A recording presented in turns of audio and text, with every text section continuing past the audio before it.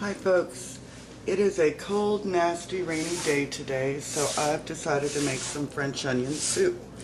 What you're going to need are a large yellow onion for each person who's eating, some base, which is like bouillon, but it is a paste, and I much prefer this. It's not quite as salty, and you can use more or less as you like. You're going to need butter and or olive oil. I like to use a combination. Some dry sherry, although that's not necessary. If you don't have it, you don't need it.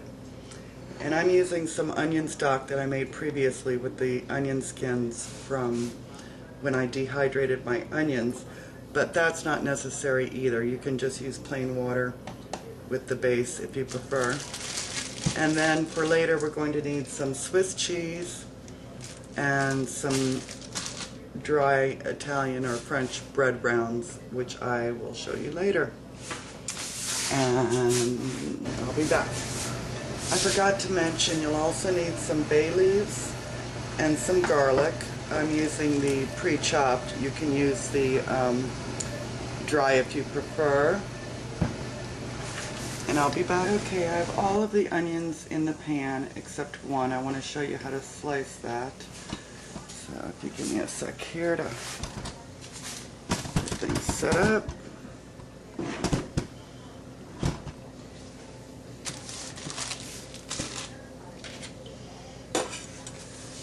I love the smell of onions cooking. Alright, we just simply cut the onion in half.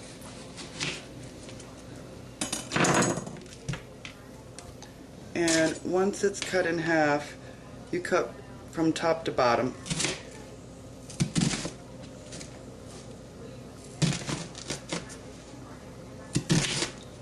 And you want them, about yay thick. Not too big, not too little.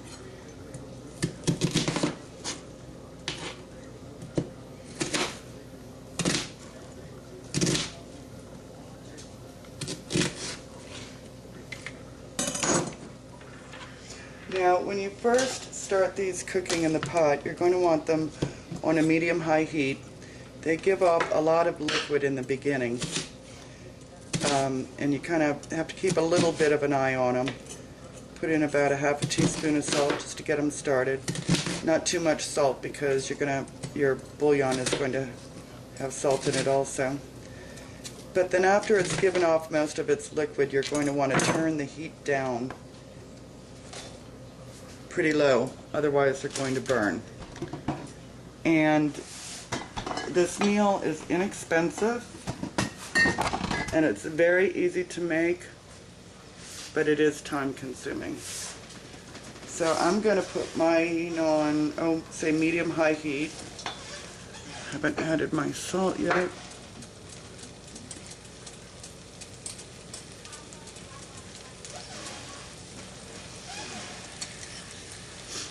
Alright, that's about a half a teaspoon.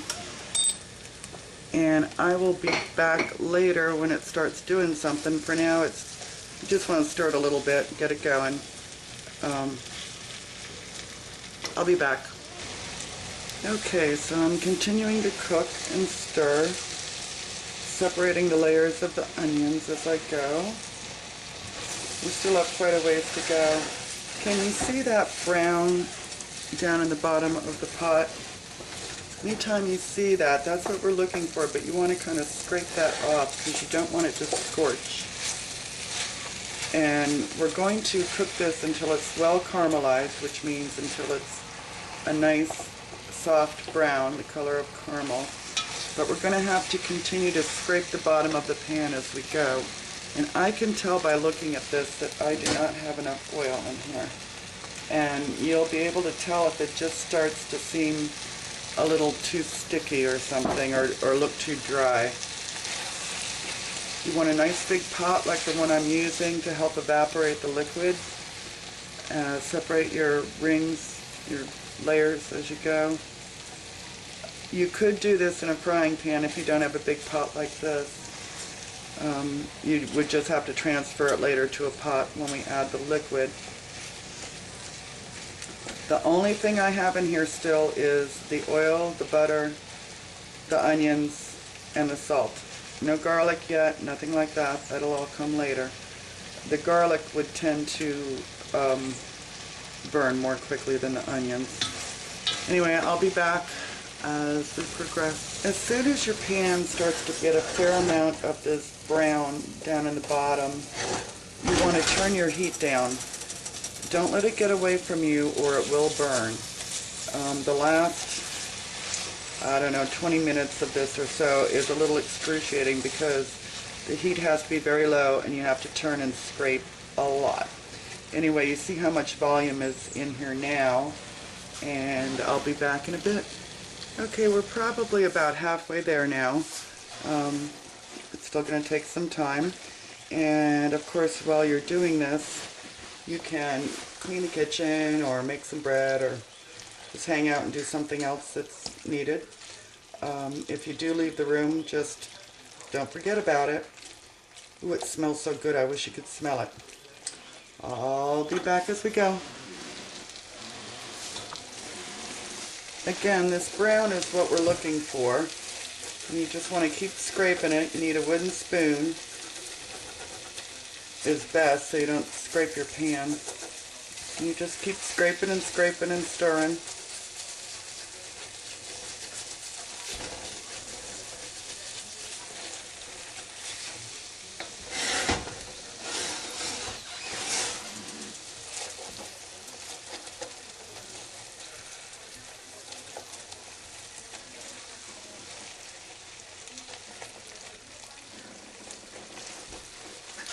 I'll be back. I don't know if you can see how this is starting to look almost creamy. And that's just the liquids condensing as they cook. And that's why, as it gets closer to the end, you really have to watch so that it doesn't burn, because you're losing more and more liquid and intensifying the flavors. Now, if you're making this for one person, you can certainly make a big batch and freeze it and just pull it out later as you need it, because it is kind of a lot. It is time consuming, I'll grant you that. Very inexpensive though. What is it, maybe $1 for all these onions? And you're not using much else. A little bit of spice and garlic and a little bit of bouillon or what have you. And then there's the Swiss cheese, and I paid $8 a pound for that, which is really high. I'm accustomed to paying more like $5 a pound. So I don't know if that's prices going up or what. But you only use, you know, 1 or 2 slices per bowl. So again, you know, a couple dollars more maybe for the cheese. And it's really good. Anyway, I'll be back later as it cooks some more.